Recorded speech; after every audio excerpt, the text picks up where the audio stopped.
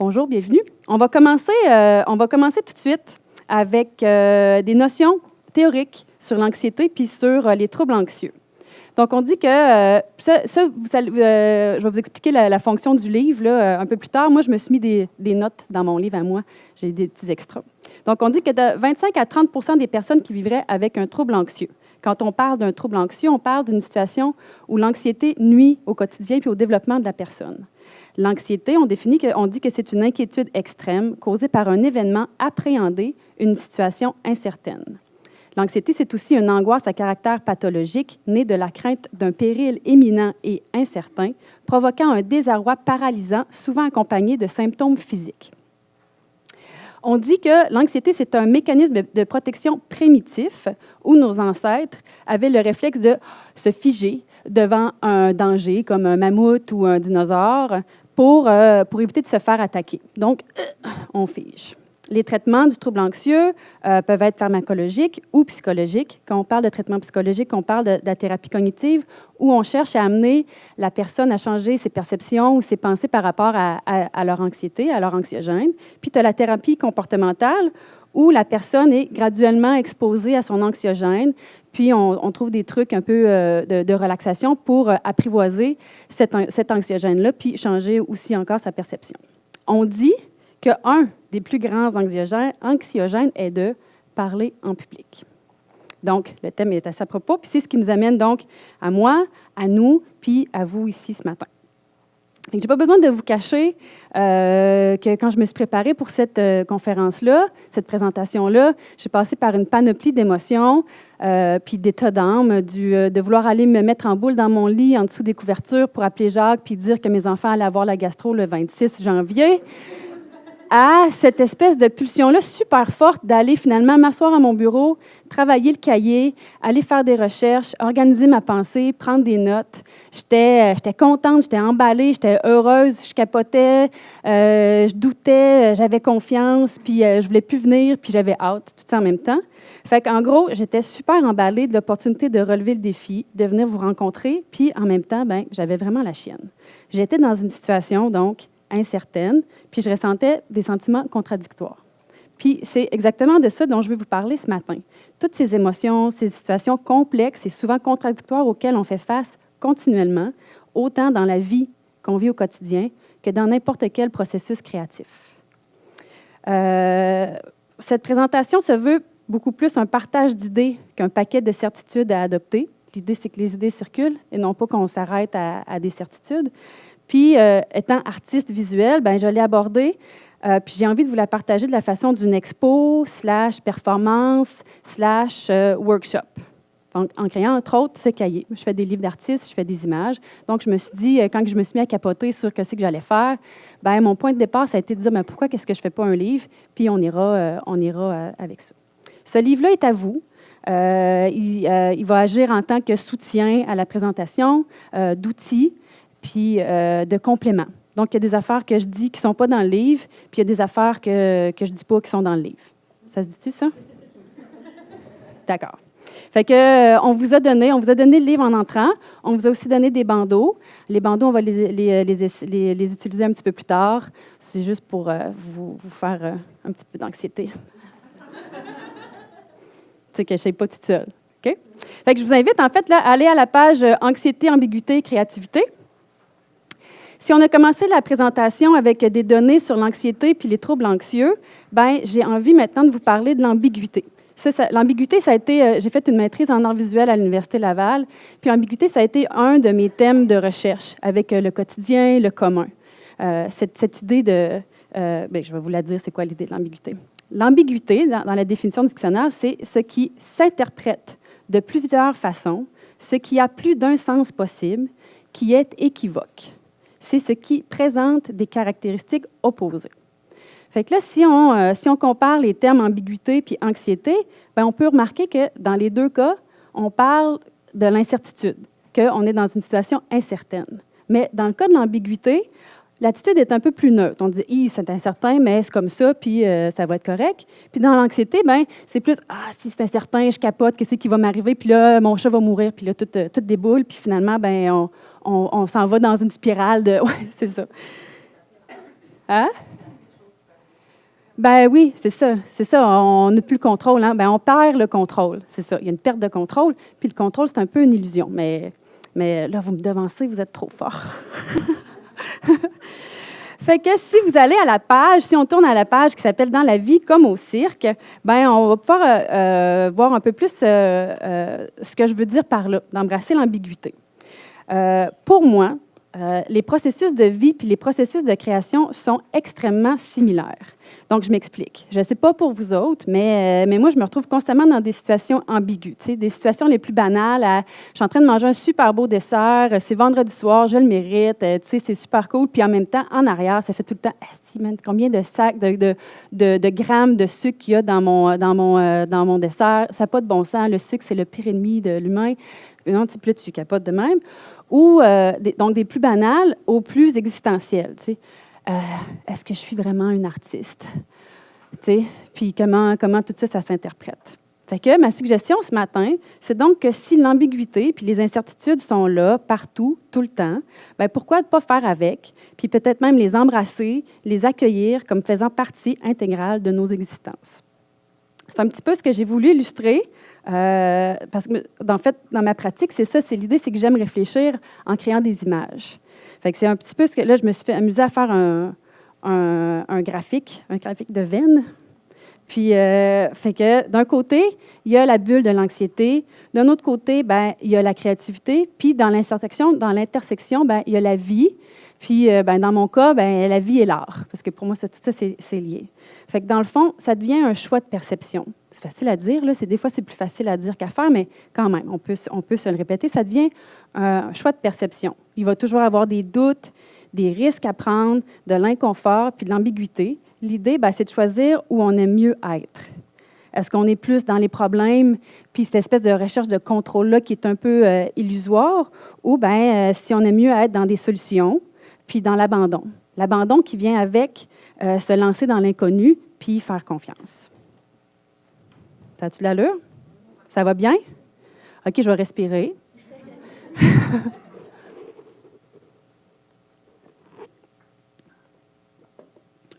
Donc, comme je vous ai dit, dans ma pratique dans ma pratique en art visuel, je cherche à réfléchir en construisant des images. Puis là, ben, je vais vous proposer d'aller voir quelques-unes de ces propositions-là visuelles qui touchent ben, la thématique de l'anxiété de ce matin. Fait que là, ici, on peut aller ici. Je vous ai dit que vous pouvez écrire dans le cahier, puis prendre des notes. J'ai mis des espaces, puis tout. Vous pouvez dessiner ma face. Super. Fait que ici, la première proposition visuelle, c'est « Soyez vigilants ». Fait que ce que j'essaie d'exprimer dans ça, c'est que c'est d'encourager à être constamment sur le qui-vive, de ne pas se mettre sur le cruise control. Souvent, on a tendance à vouloir s'organiser puis à se dire, OK, ben là, si on trouve ce protocole-là par rapport à un problème, on va l'appliquer mur à mur, barre en barre. Puis là, ben, dès qu'il y a une petite exception, on ne sait pas trop quoi faire. Puis là, ben, ça augmente l'anxiété. Donc, si on est prêt à accueillir l'idée que tout est en changement, tout est en mouvement, ben, ça peut peut-être un peu diminuer le sentiment d'anxiété en se disant ben, que tout change, puis il faut s'adapter continuellement. C'est bon d'avoir des guides, c'est bon d'avoir des plans, mais ces plans-là ne sont pas dans le ciment. Fait que l'idée, c'est d'être vigilant puis de ne pas se mettre sur le cruise control, comme on dit. On peut tourner la page aussi. Ensuite, on est tous là, de quelqu'un. Donc, on est toute la bizarre de quelqu'un, on est toute la cool de quelqu'un, on est toute la créative de quelqu'un, puis il y en a tout le temps un qui est plus que nous, puis l'autre qui est le moins que nous, si on veut aller dans des échelles comme ça. Fait que l'idée, c'est que si, mettons, parler en public, monter sur scène, présenter des idées nouvelles est une source d'anxiété, ben, c'est que c'est lié à la peur du jugement. On a peur d'être jugé. C'est correct, c'est humain. Mais, dans le fond, comme on est la cool de quelqu'un d'autre, ou l'anxieuse de quelqu'un d'autre, ou la créative de quelqu'un d'autre, tout ça, c'est relatif. Puis, tu sais, même que moi, dans une journée, ça peut changer. Fait que, tu sais, tout ça est en changement. Puis, c'est inévitable que quelqu'un va nous juger, peu importe qu'est-ce qu'on fait. Donc, aussi bien y aller comme nous, on l'entend, puis se dire, bien, si quelqu'un me juge, il va me juger sur les bonnes bases au moins. Les bases sur lesquelles on va être en paix avec lesquelles. C'est une drôle de phrase. Merci. Merci de votre compréhension. On peut tourner la page. Puis ici, il y a l'aphorisme « Attendez-vous à répéter ». J'ai lu ça quelque part, puis à un moment donné, ça m'a sauté aux yeux, surtout avec des enfants. Mais je me suis dit que c'est aussi vrai pour plein d'autres choses, en fait.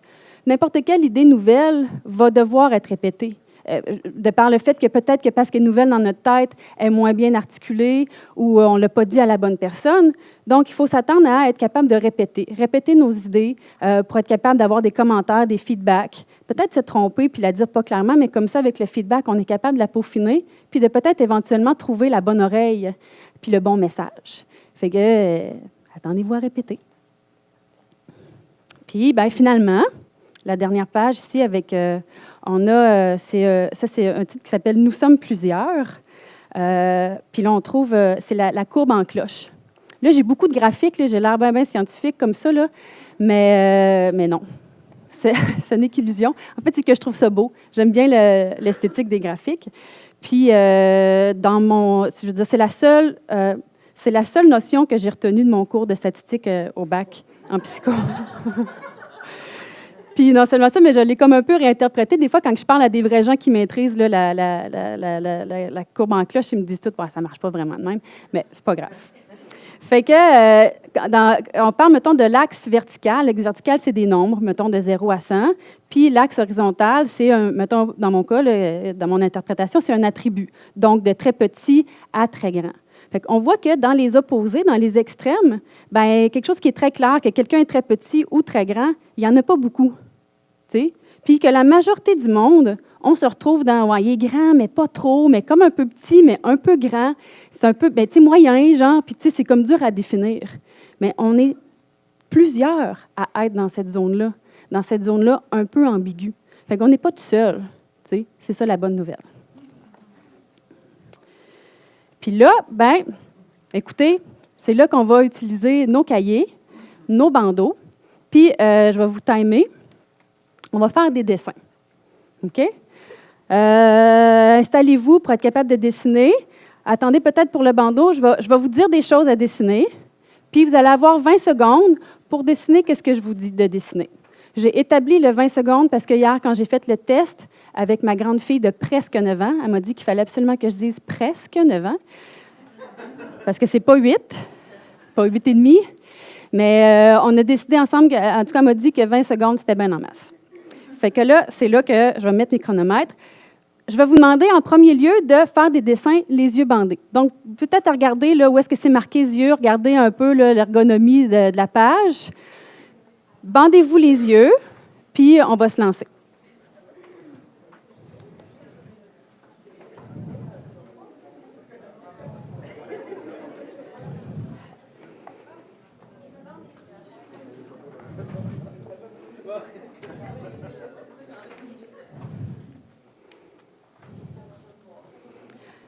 Est-ce que tout le monde est équipé? Tout le monde a le bandeau? Tout le monde a un crayon? Tout le monde a quelque chose?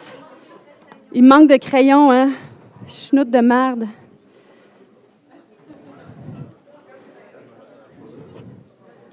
Si quelqu'un en a un extra, ici, un crayon extra, voilà. Si quelqu'un en a un extra, de le prêter à quelqu'un.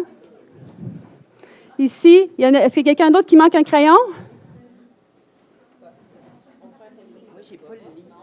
Ah, est-ce qu'on a un livre? On a-tu un livre de disponible? Oui? Pas de crayon non plus. On a-tu un crayon en extra quelque part? Pas de crayon en extra. Ah, super. Regarde, c'est-tu pas des beaux gestes de communauté, tout ça? Partage. Est-ce que tout le monde est presque prêt? Pas mal prêt? Oui? OK. Fait que là, on y va pour 20 secondes pour dessiner un train.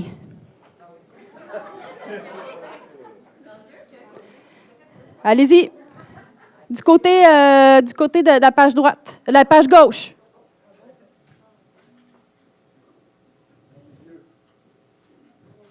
Les yeux. C'est écrit sur la page. OK, c'est bon. Ouais. Fait que là, regardez pas. On va faire l'exercice au complet avec les yeux bandés, OK? Regardez pas, on va regarder après. Fait que là, je vous demande de faire, de dessiner la Terre.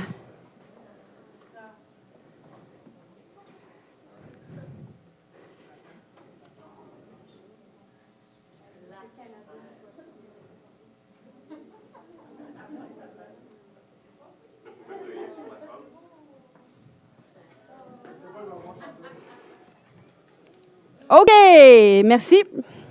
On garde le bandeau. Maintenant, on va dessiner, oh, l'anxiété.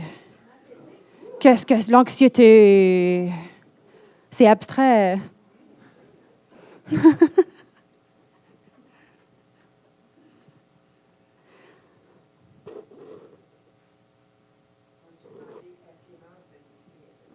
Oui. OK. On garde le bandeau. On y va pour un autre dessin. Vous êtes magnifique. Merci infiniment. On y va pour un vélo. Un vélo.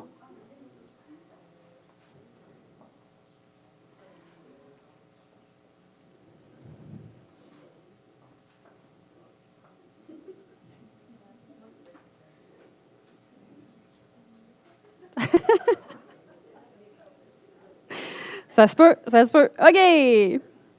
Il nous en reste deux autres. On va y aller pour la créativité. Dessiner la créativité.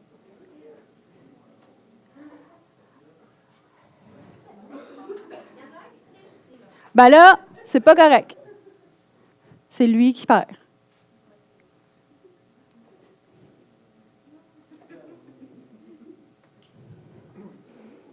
OK, stop. Puis, un petit dernier. Un visage, votre visage, un autoportrait.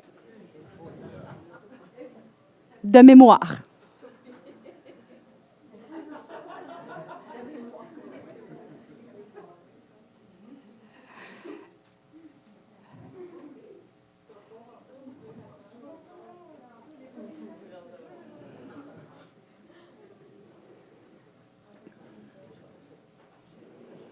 C'est beau. OK, on arrête. Hey, je ne suis pas fine, je vous ai donné un 10 secondes de plus pour celle-là. Oui, maintenant, vous pouvez enlever vos bandeaux. Regardez vos dessins.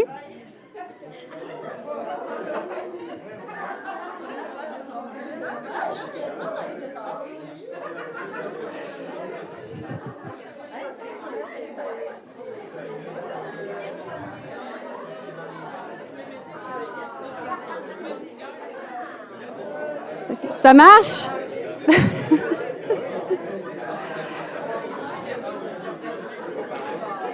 On va, OK, attention tout le monde. Attention tout le monde, on revient. On revient avec moi. On revient avec moi. Êtes-vous content de ce que ça donne? Oui, c'est cool, hein? C'est cool, hein? Même en voyant pas. Tu sais, comment vous avez... Y a-t-il quelqu'un qui veut me dire... Chut!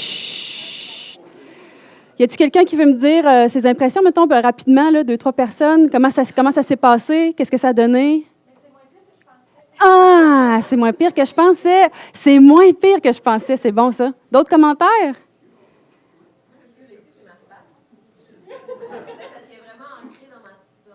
Dans le même... Oui, c'est ça, tu es allé chercher dans une mémoire. Oui.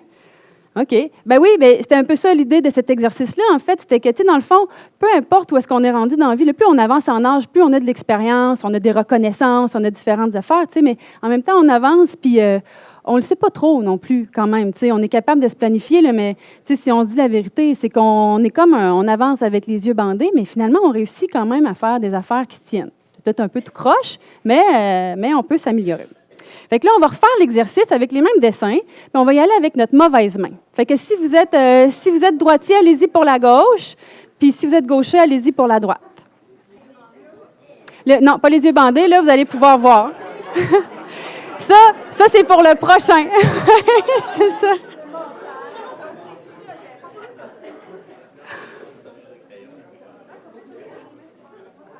Fait qu'on va reprendre mon chronomètre. OK? Puis on va y aller pour la Terre. Je vous ai mélangé un peu. La terre.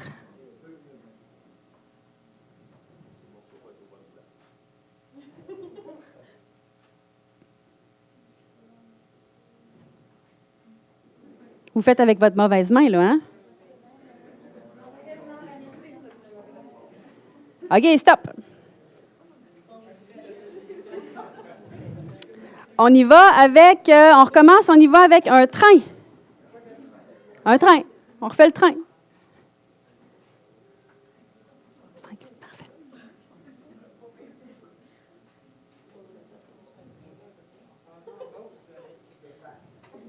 On se rend en Beauce.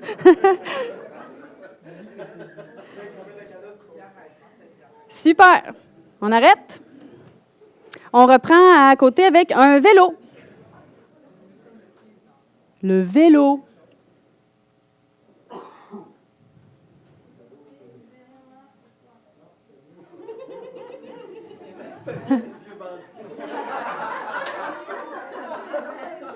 Tu vois pas tes erreurs, tu les vois pas. OK, stop. On y va maintenant pour votre autoportrait.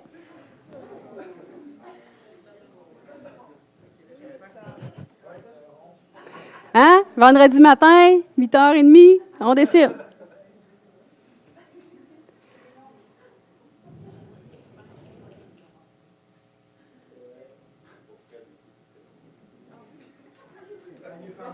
OK? Puis on va finir avec, il nous en reste 2. On va finir avec les 2 abstraits. On va y aller par l'anxiété. Dessinez l'anxiété avec votre mauvaise main.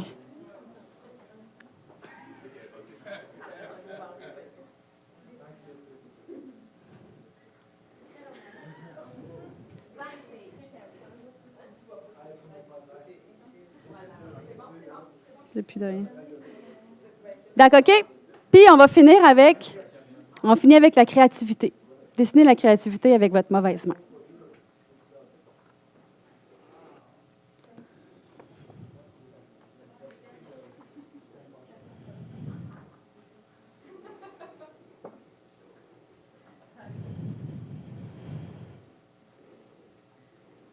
Super.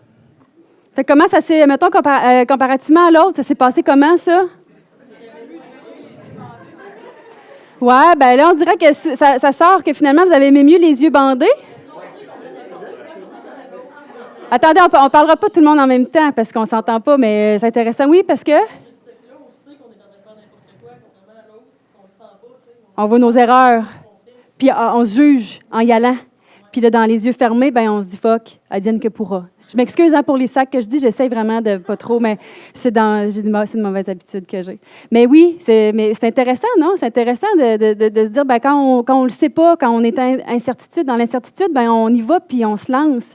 Ben, c'est un peu ça, là, la créativité, puis d'essayer d'embrasser l'ambiguïté, ben, c'est un peu ça, c'est d'y aller puis de se lancer. Puis peu importe si à un moment donné, on devient un expert dans quelque chose, ben, d'essayer des nouvelles choses. La mauvaise main, c'était ça aussi un peu, c'est de se dire, OK, bon, ben là, on se lance, puis je suis gauche, pour l'expression gauche, je suis gauche dans mon affaire, mais vous avez quand même fait des dessins, c'était peut-être un peu plus inconfortable, mais cet inconfort-là, il faut peut-être aussi l'embrasser, puis l'apprivoiser, puis nous aider à amener ailleurs.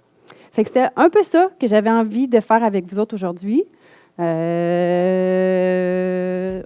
ça. Merci.